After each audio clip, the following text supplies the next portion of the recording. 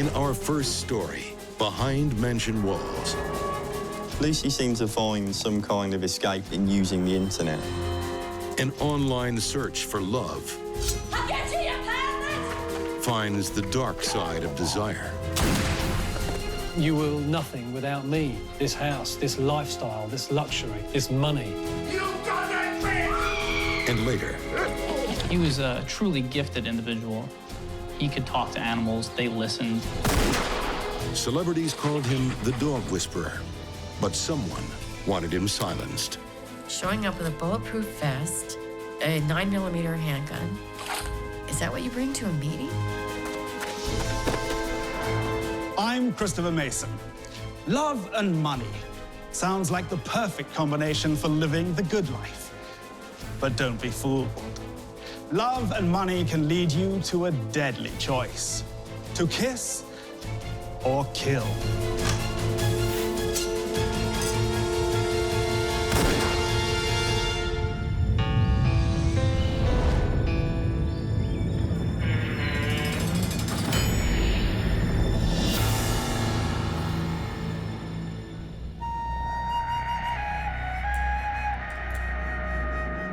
Lucy Landry was, to anybody who knew her, a delightful young lady.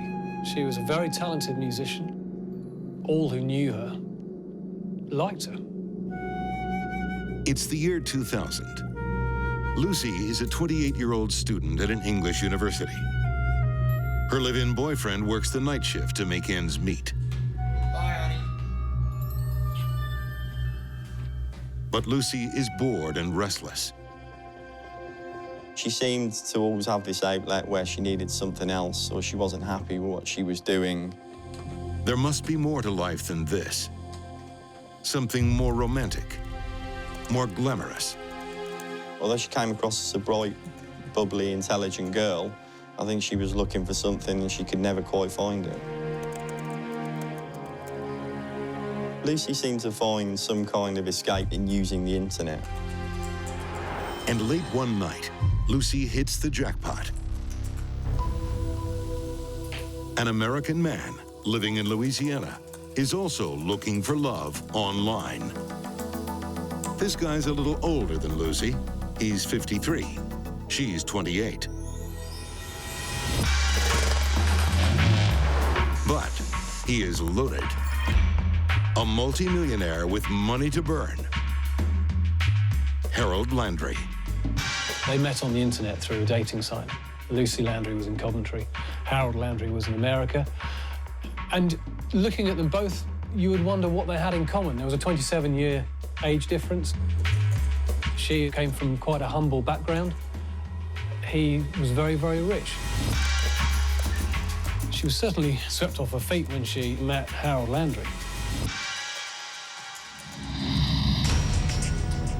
Oil has made many millionaires in the South. Harold Landry discovers you don't even have to own the black gold to make a mint. He ran a company that made hydraulic equipment for oil rigs and oil companies. He was a self-made millionaire, started with very little but built up his company. It was very successful. With Harold's wealth comes expensive tastes. He likes to collect antiques, rare stamps, and coins. He appreciates fine wines and owns a vacation home on a Mexican island. Hello, this is Harold Landry speaking. Harold seems like the perfect Southern gentleman, but he always gets what he wants. Well, that's just too bad. It's your job to make it happen. You call me when it's done. This man was not somebody who was anything except very confident of his own position and very confident of his own capabilities. With millions in your back pocket, any dream can come true.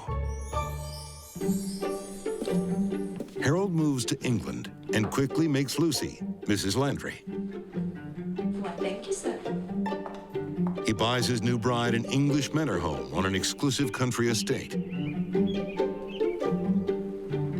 There she lives in a world of wealth beyond her imagination. And both of them feel they have done particularly well. I think that he felt he had found the perfect woman in Lucy Landry. He could afford her things that she had never been afforded before and things that she may not even have dreamt about. And she must have felt at that stage like her life was made. Now, the way you tell if a wine's got good legs is you They have a daughter together. And for Lucy, the life of a struggling student is a distant memory. see how the wine sticks to the wine. On the face of it, they were a happy family with a nice house on a private estate, very quiet, 5-bedroom house, a dog, nice neighbours. If only finding love and money were that simple.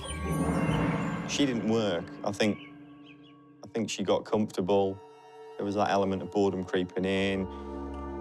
And Harold got what he wanted, and Lucy maybe hadn't got everything that she wanted. There was something inside there, inside of her, which obviously was restless. Harold's millions once dazzled Lucy, putting the pearls around her neck. Now, those pearls are choking her.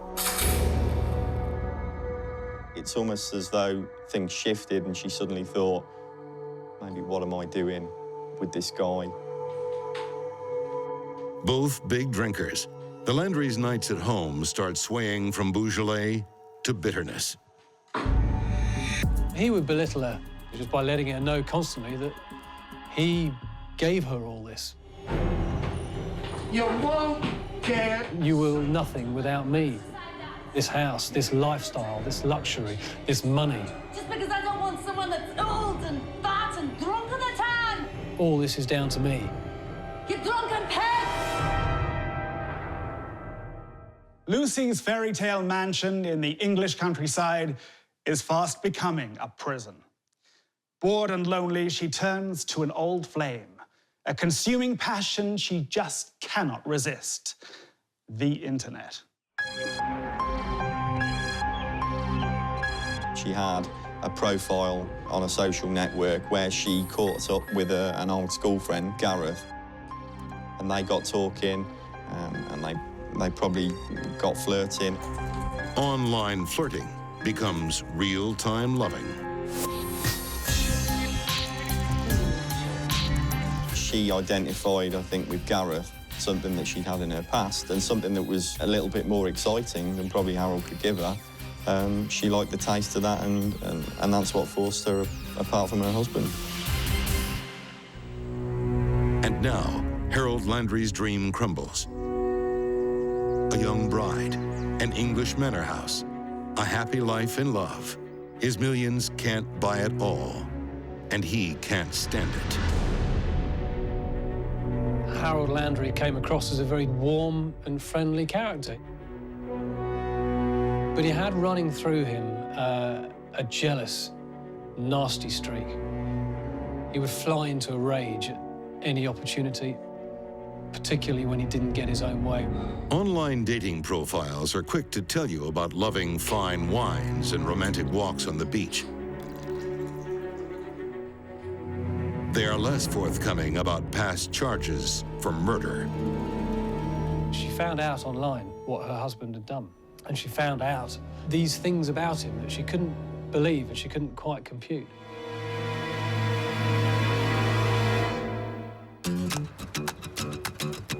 Louisiana, Landry country. He labeled himself a true Cajun. And here around New Orleans is where Harold made millions and made trouble. He just always seemed like he thought he was better than everybody else. He never was cordial or nice. New Orleans attorney Gilbert "Gibby" Andre knew Harold Landry when he lived in St. Bernard Parish. Landry moved to the North Shore, started his own business. Well, he needed help with his family. Part of that helped including having a babysitter assist him in raising his kids. That's where Miss Price comes in. Miss Price is Landry's nanny. Well, Miss Price and he develop a relationship, and it turned into an affair. Mr. Price comes home early for work one day, as is always the case in cases of affairs.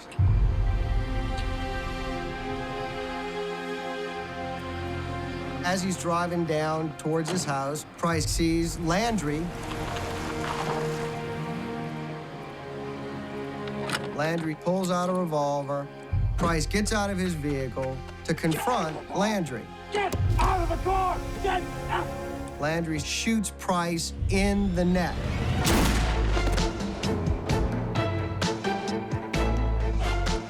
Chris Price wasn't entirely in the wrong place at the wrong time. There is a hospital right across the road. Literally, you could see the hospital from where Price was laying on the highway, bleeding. He goes straight into surgery, and he is saved. Luckily, Mr. Price survives, and so does Harold Landry. Charges of attempted murder are reduced to aggravated battery. He gets a non-custodial sentence. The man, Landry, takes out a gun in cold blood, tries to blow away Mr. Price, whose wife he's having an affair with, and then drives away to leave him to bleed to death. Did not serve a moment in jail for this. Lucy is in a bind. Her husband likes to solve problems of the heart with the barrel of a gun. And she's having an affair. It's her move. I'll get you, you bastard!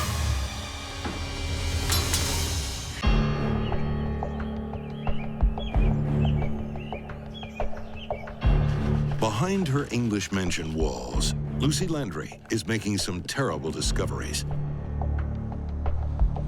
One is that she no longer loves her wealthy American husband, Harold. It's his money that's bought the house. It's his money which puts food on the table. And boy, does he let her know about that all the time.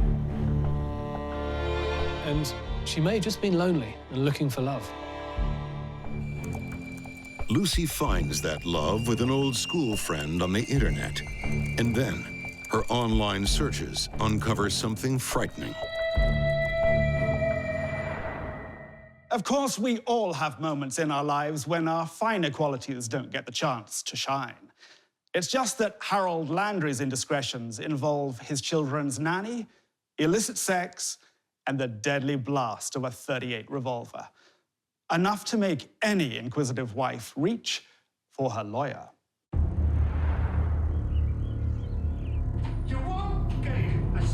Ruthless is an outstanding way to describe many facets of Harold Landry's character.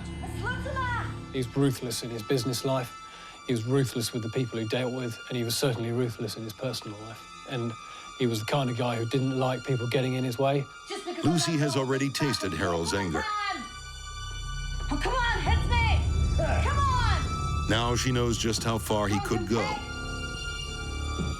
But she finds it difficult to leave. Her father begged her to leave him. When they found out what had happened in America, they begged her to get out and get out now. But she didn't. Why? Only she will know. It may be that she didn't believe it. It may be that she was too reluctant to simply walk out on the lifestyle that she'd been accustomed to. That wealthy lifestyle is addictive. Lucy takes a gamble. Can she keep the riches and her new lover, and somehow leave Harold Landry behind? She was a woman who was prepared to leave Harold Landry, but not the life to which she'd become accustomed, which was a high standard of living, a luxury lifestyle. By now, Harold is aware of his wife's affair. He takes off to his Mexican vacation home for some breathing space. Lucy uses the opportunity to bring her lover into the family mansion. She was fairly blatantly shoving the fact that she was having an affair in Harold Landry's face, almost forcing the issue. Furious, Landry soon returns to England, his marriage now in tatters. Then, Lucy gets back on the computer. Harold's computer this time. On it, she finds naked photos he has taken of himself. She found them on his laptop. She called him a pervert and a paedophile and all these horrendous terms and threatened to post these photographs up at the school gates where their children went to school. It's disgusting. I think it was just indicative of her looking for ammunition at that stage of their relationship, looking for any kind of leverage she could get over him when they came to separate. Don't you even care about your own children? If you think I'm paying for you to shack up with that loser, you're nuts! You'll be in jail by the time our divorce comes through. Harold fights back, beginning his own affair. You are nothing but a pervert. I'm putting you on the sex offenders list. Get out of here, you bitch! It was almost like this game of one-upmanship that was going on. The community needs to be warned about someone like you. Anything you can do, I can do far worse. Oh, you would, I know. Harold agrees to let Lucy move out, and he will pay for her apartment on one condition. When he asked Lucy if Gareth was going to move in with her, and he requested that Gareth pay half of the rent, she went ballistic. She wasn't going to have any of that. I may be the slut, but you're the whore. There was no way in his mind that he was going to continue to fund her lifestyle after what he saw was an act of betrayal on her part. She wanted Harold's money, but she didn't want Harold. On the evening of February 1st, 2010, Lucy Landry discovers just how far Harold can be pushed.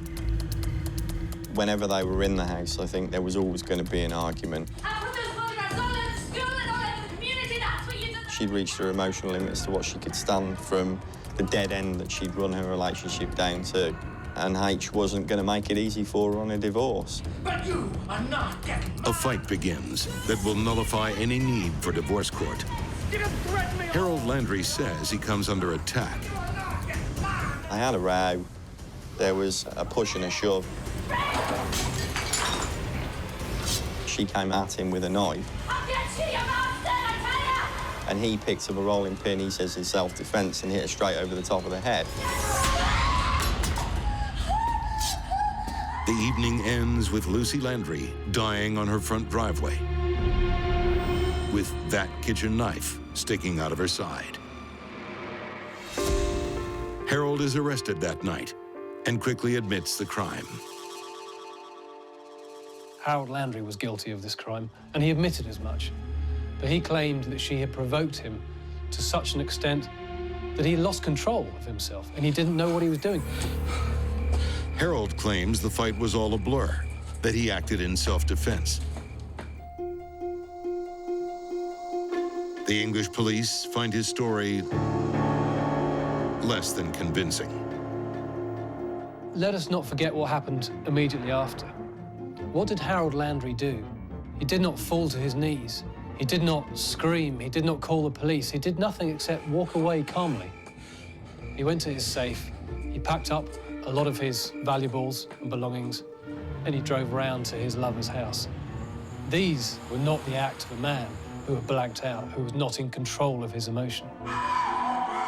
Prosecutors charge that Harold knew exactly what he was doing on that bloody February night. And forensic evidence tells the tale of Lucy Landry's desperate fight for her life. You're a cat. Lucy Landry had said something to Harold Landry that finally tipped him over the edge. I'll make sure you never see those kids again. He picked up a granite rolling pin and smacked her over the head with it.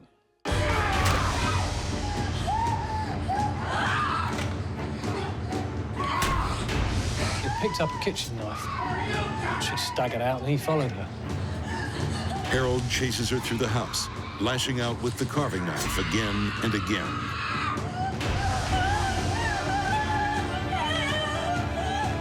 And if that wasn't enough, he had then followed her out into the garden as she ran, begging for her life. And he had caught up with her and stabbed her 23 times.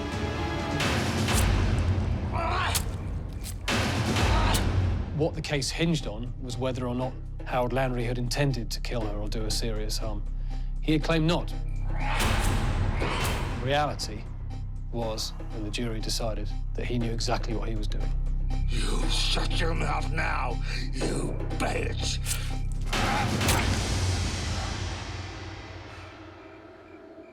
And whilst all along, H said that he loved his wife, at no point during the case did he say he regretted what he did. While the jury doesn't hear about Harold's past conviction in Louisiana, they still find him guilty of murder. The judge sentences him to 16 years in prison. He will be 79 before he is eligible for parole. I think his wife just stopped loving him and he couldn't deal with that. And if he couldn't have her, I don't think anybody could. He couldn't bear the thought that a wife who he had given so much to was just going to walk out. He was always in control, and he didn't like that loss of control. It doesn't surprise me at all that Landry went someplace else and killed somebody. He thought he was invincible. He thought of himself as a rich prick. You can't touch me, I'm better than you. Or I'm past you, I'm above you.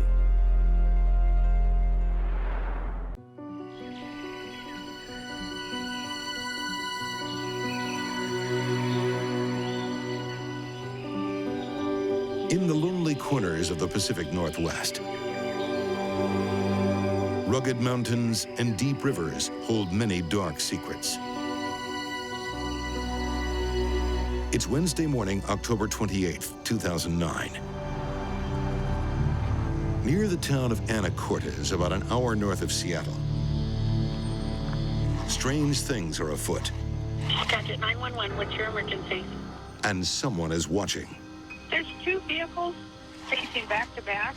They saw a man transferring a large plastic bag from one car to another at a place where that wouldn't take place.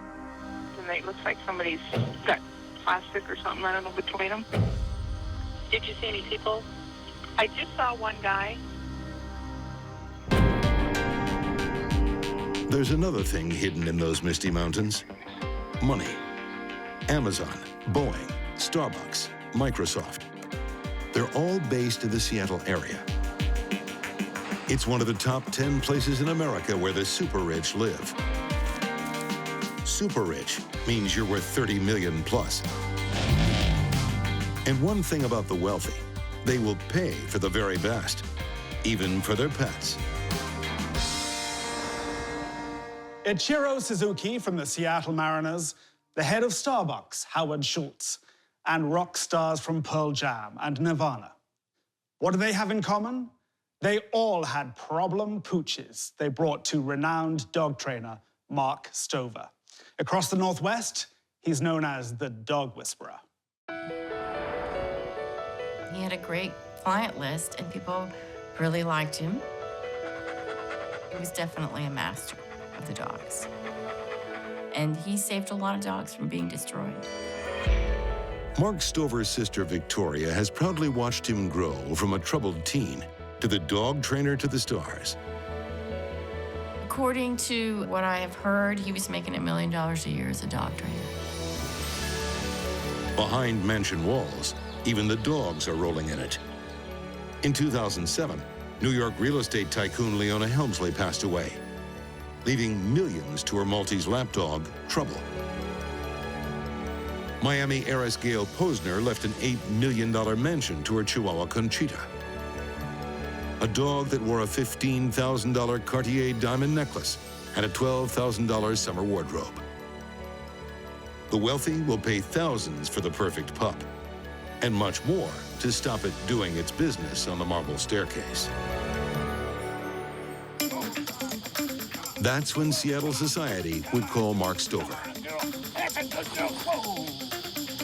He had an ability to talk to animals in a way that I've never seen in another human being. Dog boarding kennel owner Guy Palumbo says Mark had a unique gift. In my line of work, I deal with dog trainers all the time. There's a million dog trainers, but there was nobody like Mark Stover. But on that Wednesday in October, Mark Stover couldn't be found. He was always on time. If he wasn't on time, he would call his clients. He took very good care of his clients. He wouldn't just blow off a day of appointments. The next day, something shows up on Mark's doorstep, and it's horrifying. Mark's personal protector, his favorite dog, Dingo. Ding was shot. Ding went up on the porch and was bleeding, and the employees found her. Dingo has been shot in the head, but is still alive. Police are called, and they search the house.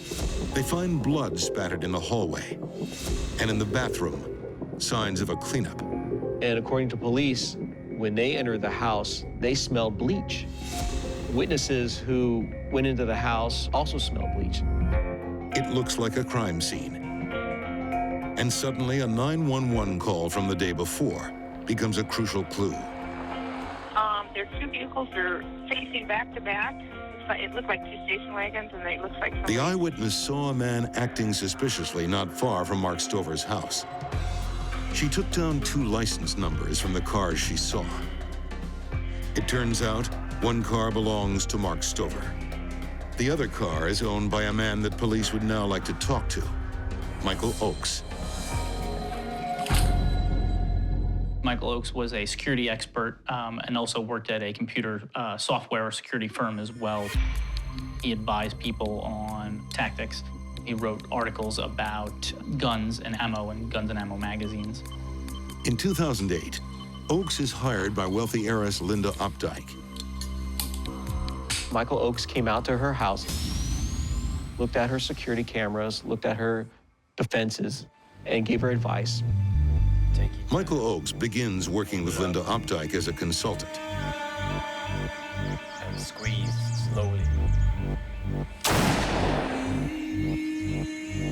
He ends up securing the master bedroom. That professional relationship started turning into a romantic one. And it wasn't too long that Michael Oakes and Linda Opdyke were living together. Oakes lands quite a catch. Linda Opdyke is a 6-foot blonde glamazon, and her father is a multimillionaire publishing baron and winemaker. Linda Opdyke grew up in a very wealthy family. She was into horses. She was a junior Olympic equestrian rider. So she came from a privileged background. Money was never an issue for Linda Opdyke. On the day police discover the blood at Mark Stover's home, Michael Oakes is at Linda Opdyke's mountain retreat. It isn't long before the county sheriff's department comes knocking. And deputies want to talk to Michael Oakes. He agrees. But in the meantime, before he starts talking to him, he says, "I have to get my medicine." What happens next is shocking. He goes out to his SUV, gets a plastic bag, and throws it over a knoll by the house. Well, one of the deputies sees that. They go out and retrieve the plastic bag. It smells like bleach. And inside is Michael Oakes' .22 caliber handgun. At that point, because of what happened, the deputies arrest him for murder. But this case won't be so clear-cut. It's a love triangle gone wrong. And the third player is Michael Oakes' current partner, Linda Opdyke. She knows the missing dog trainer very well. They were married for 5 years, and it ended badly. It was a difficult divorce, acrimonious divorce. I know where you are. There was a lot of anger there. Every minute of the day. He had a strong personality. What the hell? He even admitted he holds grudges.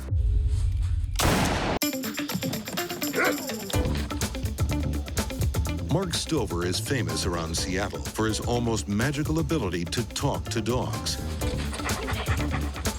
He was a truly gifted individual. He could talk to animals, they listened. On October 28th, 2009, he disappears. And while Stover's body can't be found, there's enough evidence to charge Michael Oakes with his murder just 2 days later. Oakes was seen near Stover's home acting strangely. And shell casings found at the murder scene match a gun he tried to hide from police. But why did he do it? And did Linda Opdyke play a role? Ex-wife of the victim, current lover of the killer.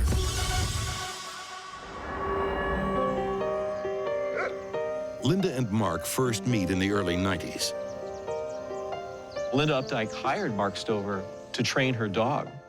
And that relationship, which was professional, became emotional. And they started dating, and eventually were together for more than 14 years.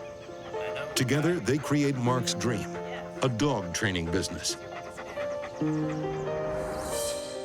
It's housed on a private island owned by Opdyke's millionaire father. They finally marry in 2002. But within a few years, their love turns sour. Linda accuses Mark of being aggressive and controlling. He had a strong personality. He even admitted he holds grudges. In 2007, they divorce. Mark Stover's dream is crushed. He doesn't take it too well. It was a difficult divorce, acrimonious divorce. There was a lot of anger there. He had lost his footing. He was trying to understand who he was now without the love of his life, Linda. Then, Mark goes too far.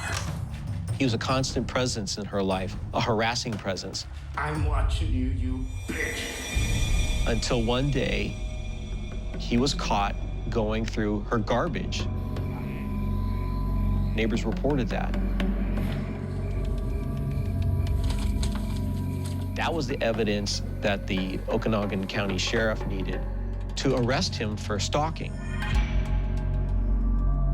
Mark takes a plea bargain, giving up his collection of guns and agreeing not to contact Linda, which from April 2008 on is exactly what he does. After that conviction, Linda Opdyke says she never saw Mark Stover again.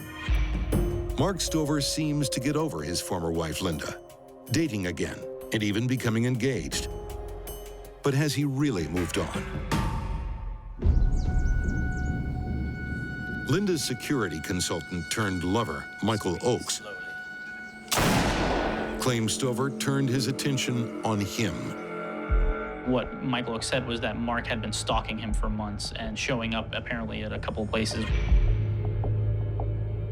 As he stands trial for murder, Michael Oakes explains how he came to be at Mark Stover's house on the morning of the shooting.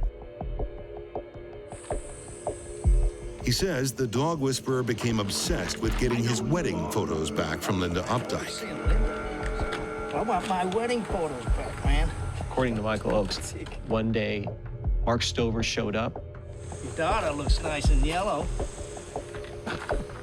Huh? I see you wearing it all the time.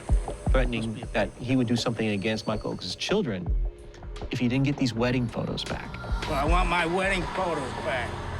Mark Stover was obsessed with these wedding photos that he had with Linda Opdyke.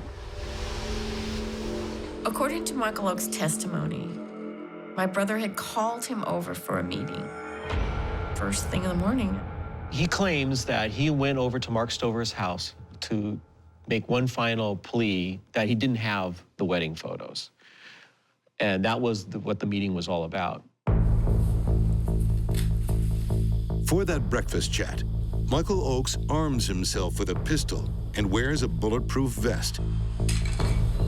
He says he was terrified of Stover.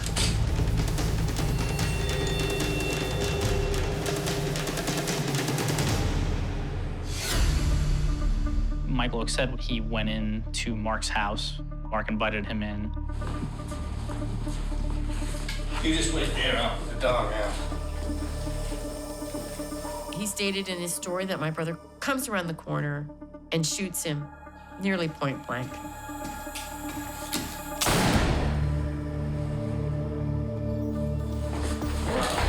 After that, Michael Oakes wrestles my brother to the ground and somehow shoots my brother with my brother's own gun. Oakes claims that Stover's dog Dingo tries to attack him as he leaves, so he shoots her.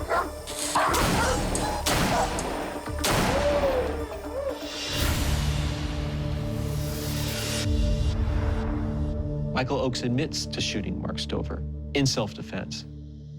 But what to do with the body?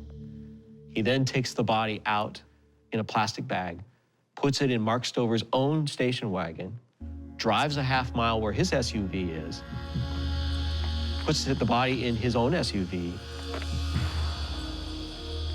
and two women see that happen, that he had the body. Oakes says he drives around in a panic, thinking no one will believe his story. Then he dumps the body into the icy depths of the Swinomish Channel. It's very easy to hide a body in this state. In the land, in the rivers, in the ocean. We've had serial murderers here, and they still haven't found all the bodies. Michael Oakes tells the court that it was simply a meeting that went terribly wrong. A deadly surprise attack that he was fortunate to survive.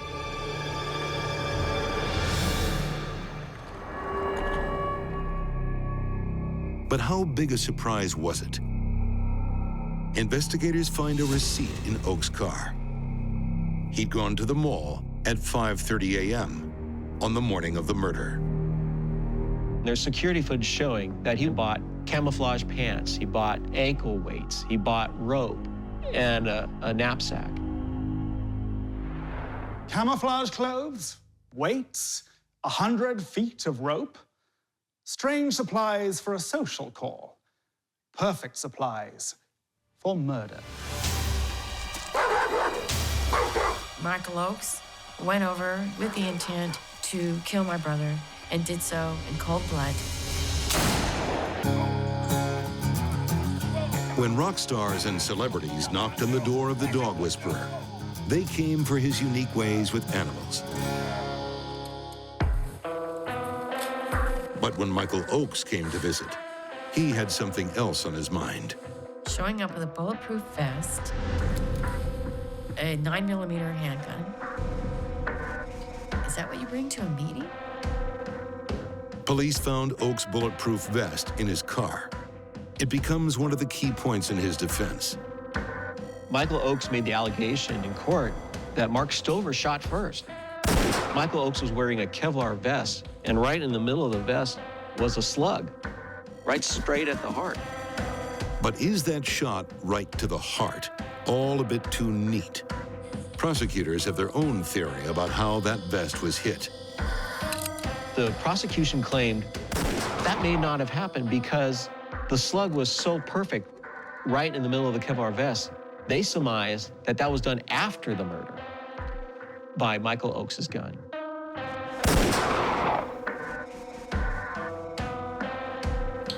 Oakes says he was frightened of Mark Stover and prepared for a surprise attack.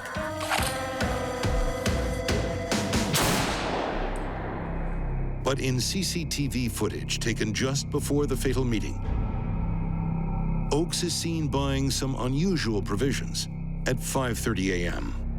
Before he went to Mark's house, he stopped off and got weights, anchor weights, also a large line that you could use to tie things up.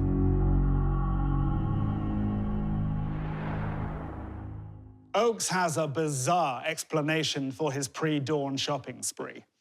If chased by Mark Stover's guard dog, he would quickly change into the camouflage gear, run through the forest, and use a rope to climb a nearby water tower.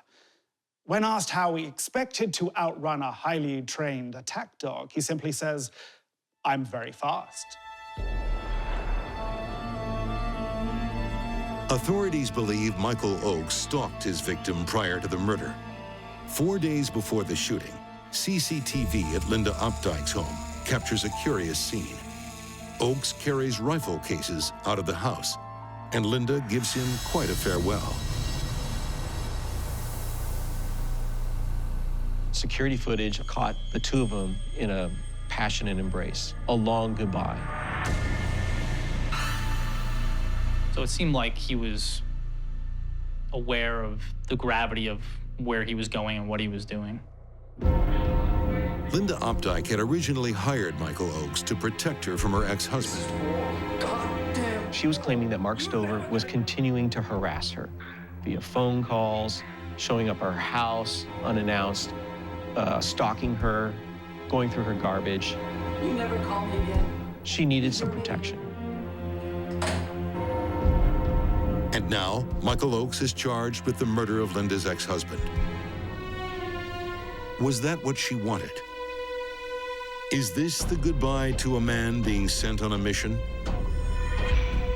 In court, both Michael and Linda say that she had no idea where Michael was going on this day. Linda Opdyke said that that's how they always said goodbye.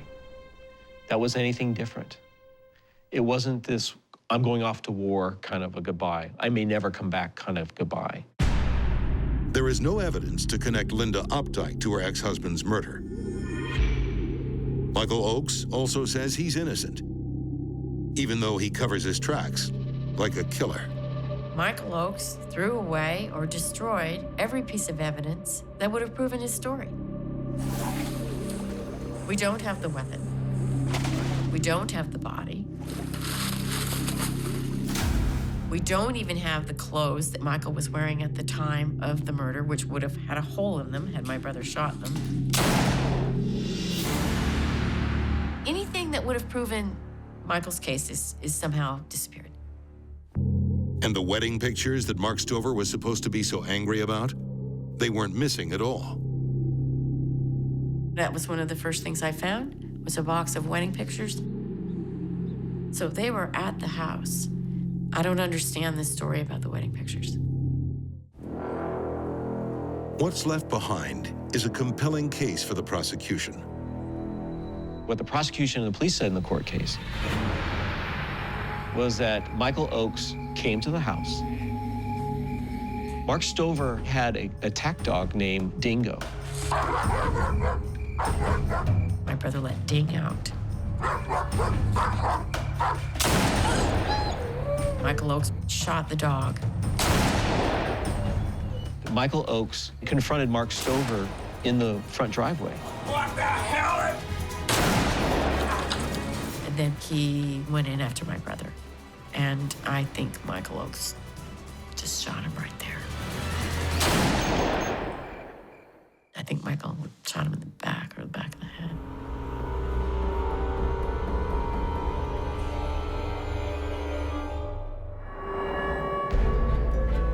Michael Oakes' highly paid defense team had once represented Ted Bundy.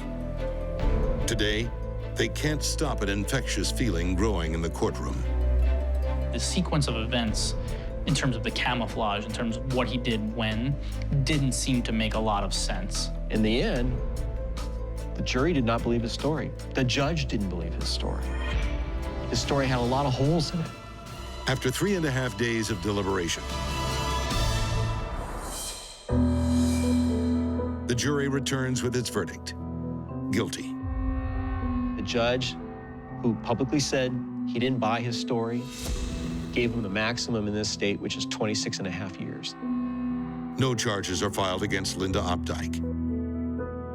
Linda Opdyke said Michael Oakes was never a hitman, and the Opdyke family has said that they have no connection or have nothing to do with him being a hitman. In sentencing, the judge searched for the reason Michael Oakes killed.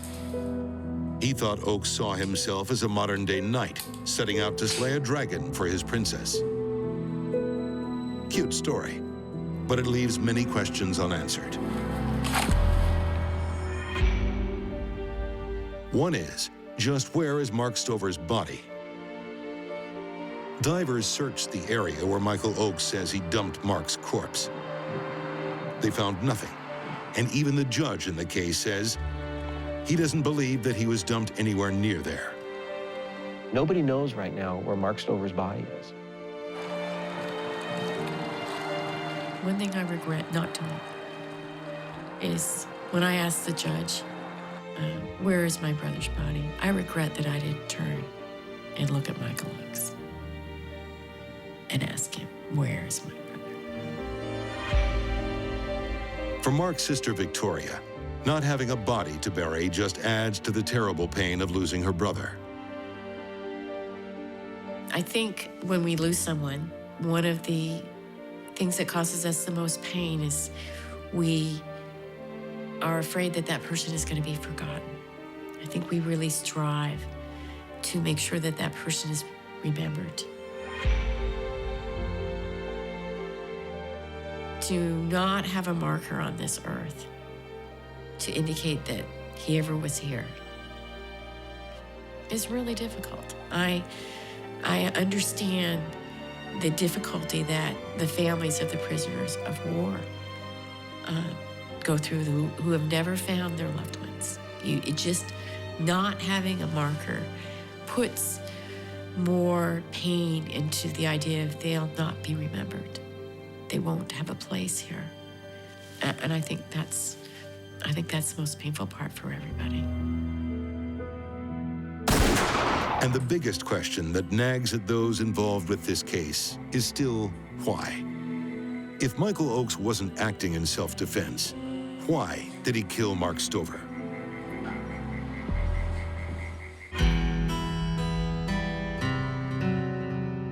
If Mark Stover was moving on and wasn't harassing Linda Updike anymore, there was no reason for Michael Oakes to go over there to confront him about pictures that supposedly he told him he didn't have.